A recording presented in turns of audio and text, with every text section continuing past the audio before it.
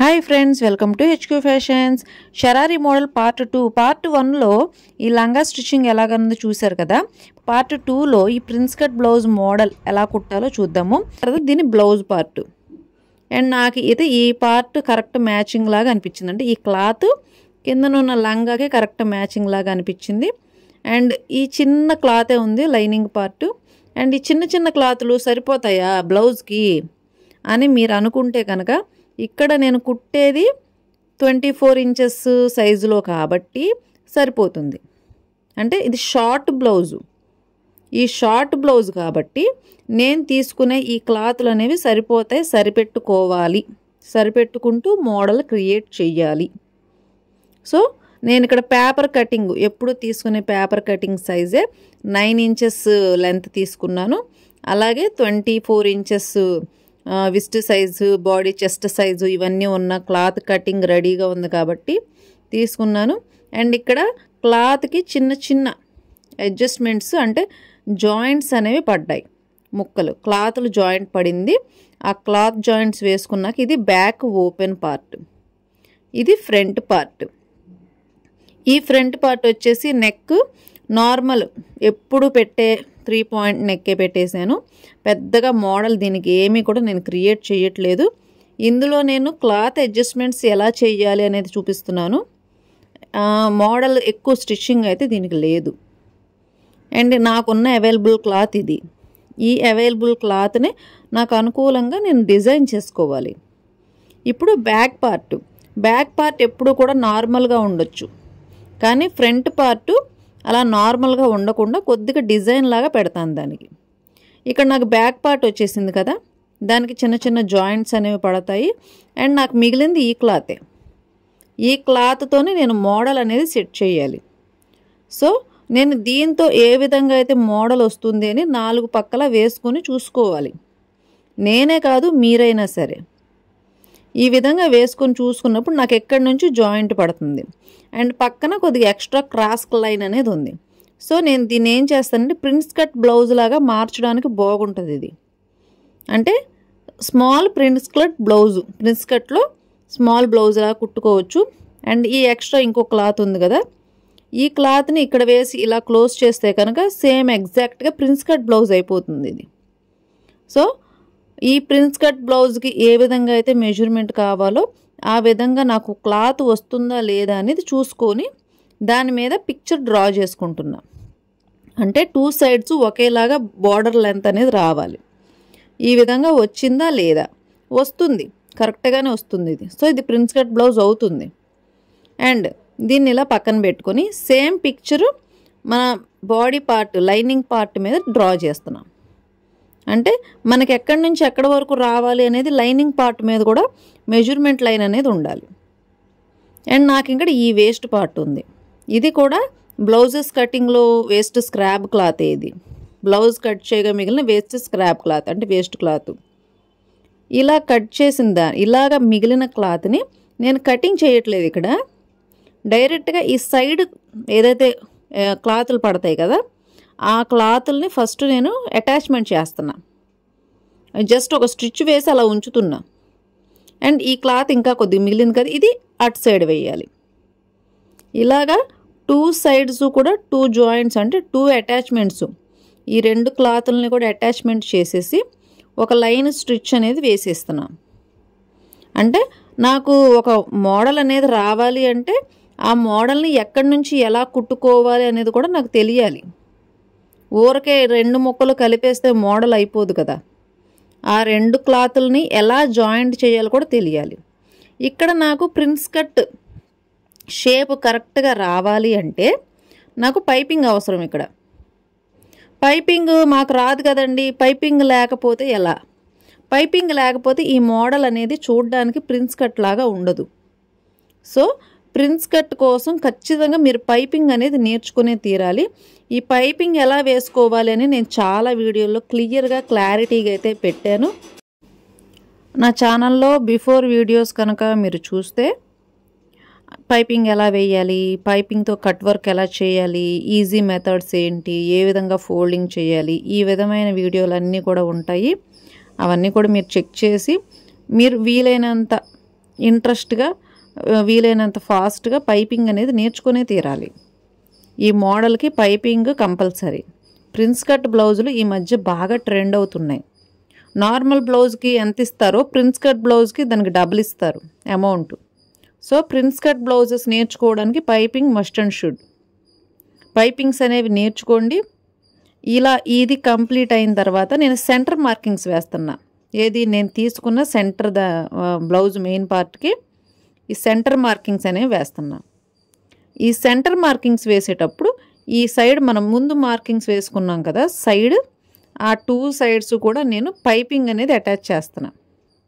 ఇక్కడ కంపల్సరీ మీరు నార్మల్గా ప్రిన్స్ కట్ కుట్టుకోవాలి అంటే కనుక ఈ మెథడ్ వాడకూడదు. అంటే కొద్దిగా పెద్దవాళ్ళకి ప్రిన్స్ కట్ బ్లౌజ్ కుట్టాలి అంటే కనుక ఈ మెథడ్ వాడకూడదు. ఇది ప్రిన్స్ కట్ లాగా కనిపిస్తుంది కానీ ఇది ప్రిన్స్ కట్ కాదు ఒరిజినల్గా. నేను జస్ట్ ఆ లుక్ అనేది ఇస్తున్నాను అంతే. ఎందుకంటే చిన్నపిల్లలకి ఎక్కువ చెస్ట్ పార్ట్ ఉండదు కాబట్టి వాళ్ళకి చెస్ట్ దగ్గర హెవీగా ఇబ్బంది లేకుండా ఉండేలాగా ఇది జస్ట్ షో పీస్ మాత్రమే. ఇది ఒరిజినల్ ప్రిన్స్ కట్ బ్లౌజ్ అయితే కాదు. అండ్ ఈ విధంగా పెద్దవాళ్ళకు కుడితే కనుక అది ఖచ్చితంగా మిస్ఫైర్ అవుతుంది. సో ఇది పెద్దవాళ్ళకి కుట్టే మోడల్ కాదు, చిన్నపిల్లలకి కుట్టుకునే మోడలు. ఇది జస్ట్ ఆ షేప్ ఇవ్వడానికి మాత్రమే పనికొస్తుంది. ఇక్కడ ఈ ప్రిన్స్ కట్ అటాచ్ చేసేటప్పుడు కంపల్సరీ సెంటర్ అనేది కంపల్సరీ చూడాలి. ఈ సెంటర్ కరెక్ట్గా లేదనుకోండి అటు సైడ్ అన్నా ఎక్కువ వెళ్ళిపోతుంది, ఇటు సైడ్ అన్నా ఎక్కువ వెళ్ళిపోతుంది. సెంటర్ కరెక్ట్గా ఉండాలి. అంటే మనం ఇవి వేస్ట్ ముక్కలు కదా, అటు ఇటు వెళ్ళినా సరే మోడల్ బాగోదు. మనం కుట్టేది ఏదన్నా సరే పర్ఫెక్ట్గా కుట్టాలి.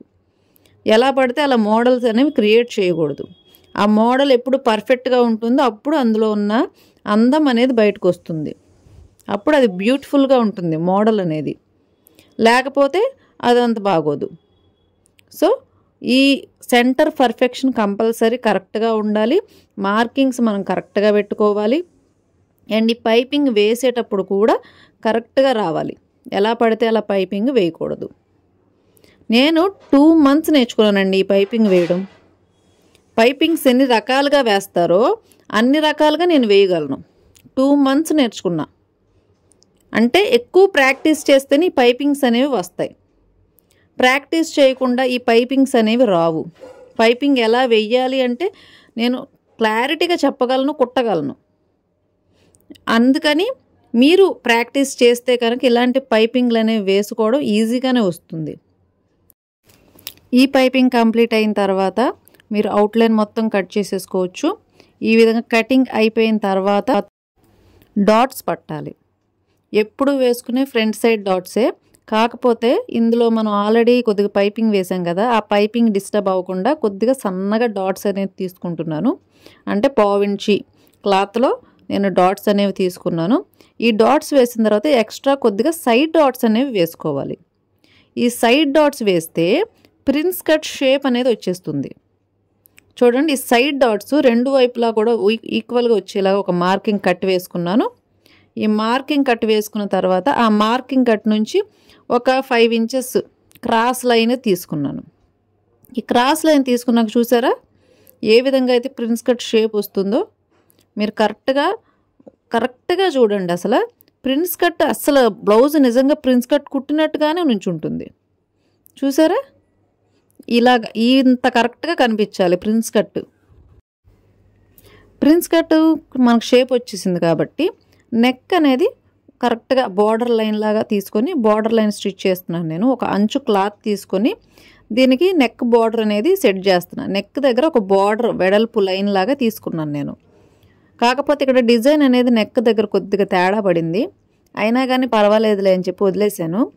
ఆ విధంగా ఇలా కంప్లీట్ అయిన తర్వాత బ్యాక్ పార్ట్, ఈ బ్యాక్ పార్ట్ ఎప్పుడు కుట్టినట్టుగానే అవుట్లైన్స్ కుట్టేసుకొని దాన్ని కట్ చేసేసుకొని మనం ఏ విధంగా అయితే లాంగ్ ఫ్రాక్స్కి బిఫోర్ వీడియోలో చూపించినట్టు బ్యాక్ పార్ట్ నేను ఏ విధంగా రెడీ చేస్తానో ఆ విధంగానే రెడీ చేసుకోవాలి.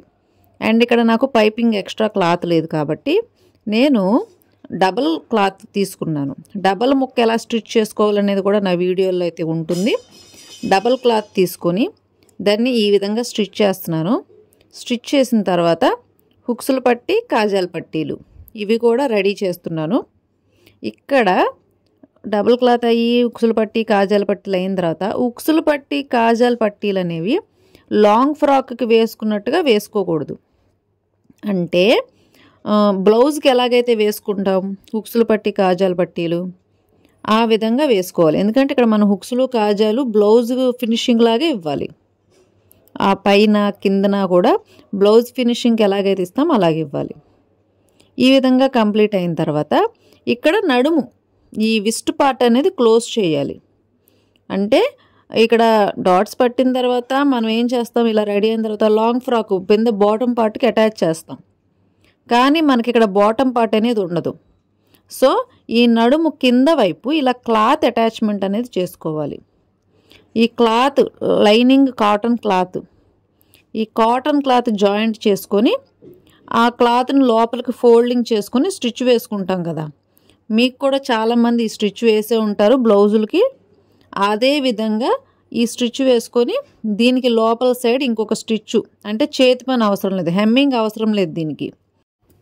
సేమ్ ఇలాగే బ్యాక్ పార్ట్కి కూడా ఇలాగే ఈ క్లాత్ అనేది జాయింట్ చేసుకోవాలి. ఉక్సులు పట్టి కాజాల పట్టి దగ్గరకు వచ్చేసరికి ఒక 1/2 ఇంచ్ క్లాత్ ఎక్స్ట్రా ఉంచుకోండి. ఎందుకంటే అక్కడ క్లోజింగ్ ఇవ్వాలి కాబట్టి కొద్దిగా క్లాత్ ఎక్స్ట్రా ఫోల్డింగ్ అనేది ఉంచుకోవాలి. ఇది ఈ నడుం పార్ట్ కనుక క్లోజ్ చేసేస్తే ఆల్మోస్ట్ బ్లౌజ్ షేప్ అనేది కంప్లీట్గా అయిపోయింది. హ్యాండ్స్ మనం జాయింట్ చేసుకొని సైడ్స్ కలిపేస్తే బ్లౌజ్ రెడీ అయిపోయినట్టే, ఆల్మోస్ట్ కంప్లీట్ అయిపోయినట్టే మొత్తం అంతా కూడా. చూడండి బ్యాక్ పార్ట్ కూడా రెడీ అయిపోయింది. ఇప్పుడు షోల్డర్స్ జాయింట్ చేయాలి. ఇలా కంప్లీట్ అయిన తర్వాత షోల్డర్ జాయింట్ చేసుకోవడం, అదేవిధంగా హ్యాండ్స్ అటాచ్మెంట్ చేసుకోవడం అండ్ సైడ్స్ మనం మెజర్మెంట్ చూసుకొని సైడ్స్ కలుపుకోవడం, ఇవన్నీ కూడా మీరు నార్మల్ బ్లౌజ్కి ఎలాగైతే చేస్తారో ఇక్కడ నుంచి సేమ్ ఒక నార్మల్ బ్లౌజ్ ప్రొసీజర్ అనమాట. అంటే ఇప్పుడు మీరు జాకెట్లు ఆల్రెడీ ఇంట్లో కుట్టుకునే వాళ్ళైనా సరే జాకెట్లు కుడతారు కదా, ఈ బ్లౌజెస్ స్టిచ్ చేసేవాళ్ళు ఆ బ్లౌజెస్కి ఏ ప్రాసెస్ అయితే ఉంటుందో అదే ప్రాసెస్ ఉంటుంది.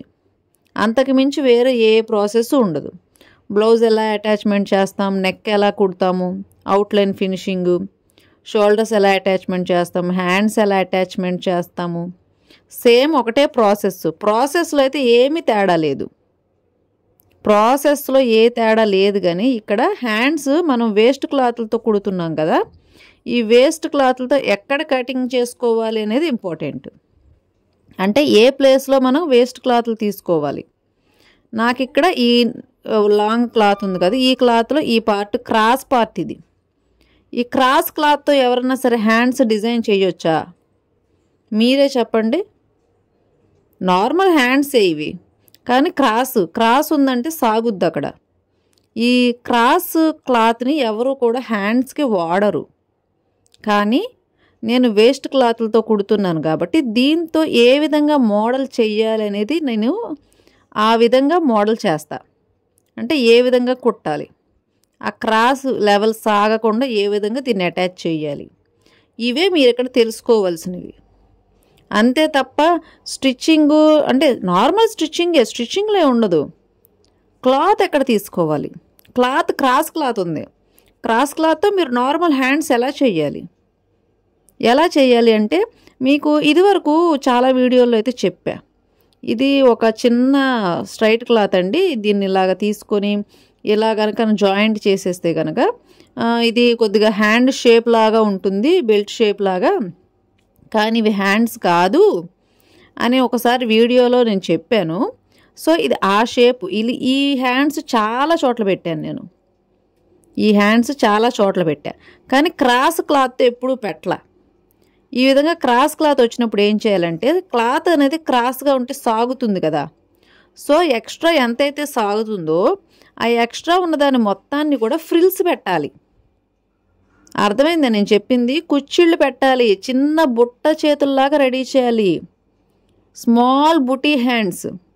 అండ్ ఇది చిన్నది కదా, అంటే ఇది స్మాల్ సైజు బ్లౌజ్ కదా, మనం పెట్టేవి స్మాల్ బుటీస్ పెట్టామనుకోండి, చిన్న బుట్ట షేప్ ఇచ్చామే అనుకోండి, దీనికి అద్దిరిపోతుంది. అసలు వేస్ట్ క్లాత్లతో మీరు కుట్టారా ఈ బుట్ట చేతులు అని ఎవ్వరు నమ్మరండి, అంత కరెక్ట్గా వస్తుంది. అండ్ ఇవి మళ్ళీ స్పెషల్గా కూడా పెట్టుకోకర్లా, ఇలా బ్లౌజ్కి అటాచ్ చేసేసి ఈ ఎక్స్ట్రా ఎంత ఉందో క్లాత్ని అంతా కూడా ఈ బుట్టలాగా ఇలా పెట్టేసుకోవచ్చు. చూసారు ఎక్కడ ఎంత పైకి వచ్చిందో ఈ క్లాత్ ఎంతైతే ఎక్స్ట్రా వచ్చిందో, ఎన్ని ఫ్రిల్స్ అయితే వచ్చాయో అన్ని ఫ్రిల్స్ కూడా ఇక్కడ అటాచ్మెంట్ చేసి ఇక్కడ మనం ఒక స్టిచ్ అనేది వేసేస్తే బుట్ట చేతులు అయిపోతాయి ఇవి. అంతే, సింపుల్, చాలా సింపుల్. దీన్ని ఏదో పెద్ద హడావిడి చేస్తారు బుట్ట చేతులు అంటే, అమ్మో అది చెయ్యాలి, అమ్మో ఇది చెయ్యాలి, ఇక్కడ ఈ లెంత్ తీసుకోవాలి, ఇక్కడ ఈ హైట్ తీసుకోవాలి అని పెద్ద హడావిడి చేస్తారు. ఇంత అవసరం లేదు. చిన్న చిన్న చేతులు చిన్న మీరు కుట్టారనుకోండి, మీకు క్లాత్ దగ్గరికి వెళ్ళి మిషన్ దగ్గరికి వెళ్ళేసరికి మీకు ఒక ఐడియా అనేది వచ్చేస్తుంది.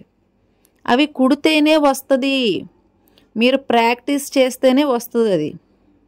ఇక్కడ చూసారా, నేను పైన ఎక్కడైతే ఫ్రిల్స్ వచ్చినాయో కింద కూడా అదే లెవెల్లో ఫ్రిల్స్ పెడుతున్నా. ఇంకా అంతకుమించి ఎక్కువ అవసరంలా, ఒక 20-30 కుర్చీళ్ళు అవసరంలా, ఒక 20-30 ఫ్రిల్స్ అవసరంలా. ఇది స్మాల్ సైజ్ కాబట్టి ఈ స్మాల్ సైజ్కి ఇలా చాలు. అండ్ ఇక్కడ నేను 2-3 స్టిచ్చెస్ వేస్తున్నా ఆ ఫ్రిల్స్ ఊడిపోకుండా. చూడండి, చిన్న స్మాల్ బుట్ట చేతులు, స్మాల్ బుటీ హ్యాండ్స్ కరెక్ట్గా వచ్చినాయా? చాలు. ఇది స్మాల్ చిల్డ్రన్కి, ఒక 5 years బేబీకి ఈ బుట్ట చేతులు అనేవి సరిపోతాయి. చాలు, ఎక్కువ అవసరంలా, ఓవర్ థింకింగ్ అనేది అవసరంలా. మీకు చిన్నగా పెట్టుకున్నా సరే మోడల్స్ కరెక్ట్గా మీరు పెట్టగలిగితే, అసలు మోడల్స్లా కాదు, ఫినిషింగ్ అదిరిపోవాలి. ఆ ఫినిషింగ్ కనుక మీరు అదరగొడితే ఇంకా చూడండి కస్టమర్స్ ఎలా వస్తారంటే, ఇంకా మీరు ఎక్కడున్నా సరే నెతుక్కుని వాళ్ళే వచ్చేస్తారు. మీరు ఎప్పుడు ఇస్తానంటే అప్పుడే తీసుకుంటారండి, మీరు కుడితే చాలు అంటారు. అంత పర్ఫెక్ట్గా ఉంటాయి ఇవి. సో ఇలాంటివి ట్రై చేయండి. ఎప్పుడు నార్మల్గా ఒకేలా ఉండేవి కాదు, కొత్తవి ట్రై చేయండి. వేస్ట్ క్లాత్లే కదా అని ఊరకే పక్కన పడేసే వాటిని మీరు ఇలా క్యాష్ చేసుకోవచ్చు. ఎందుకు వదిలేయాలి వీటిని? ఇప్పుడు ఒక శారీ ఉంది, పట్టు శారీ, దానికి అమౌంట్ మీరు పే చేస్తున్నారు కదా. సో అంటే దీనికి కూడా అమౌంట్ పే చేసే ఉంటారు కదా. సో ఇవి కూడా పట్టు క్లాత్లే కదా, వీటిని ఎందుకు వదిలేయాలి? ఇలాంటివి చిన్నవి ట్రై చేయండి. కస్టమర్ ఒకటి చెప్పారనుకోండి, ఒక లంగా జాకెట్ కుట్టండి అంటే కనుక మీరు చెప్పుకునే విధానంలో చెప్పుకొని ఇలా చేస్తే బాగుంటుందండి అని వాళ్ళని కన్విన్స్ చేసి వాళ్ళ దగ్గర ఎక్స్ట్రా మనీ కూడా తీసుకోవచ్చు మీరు. ఆ విధంగా కనుక మీరు కస్టమర్ని ఇంప్రెస్ చేయగలిగితే ఇంకా వాళ్ళు ఎక్కడికి మిమ్మల్ని వదిలిపెట్టి పోరండి. 100 మంది కాదు, 1000 మంది టైలర్స్ వచ్చి మీకు ఎదురుగా కాంపిటీషన్ పెట్టినా సరే మిమ్మల్ని వదిలిపెట్టి వాళ్ళు వెళ్ళిపోరు. నాకు వాళ్ళు ఎవరు వద్దండి, నాకు మీరే కుట్టండి అంటారు. అంత పర్ఫెక్ట్గా, అంత నీట్గా మీరు కుట్టివ్వగలగాలి, అంత బాగా కుట్టివ్వగలగాలి. అందుకోసమని ప్రాక్టీస్ చేయండి, ఫినిషింగ్ కరెక్ట్గా వచ్చేలా ప్రాక్టీస్ చేయండి.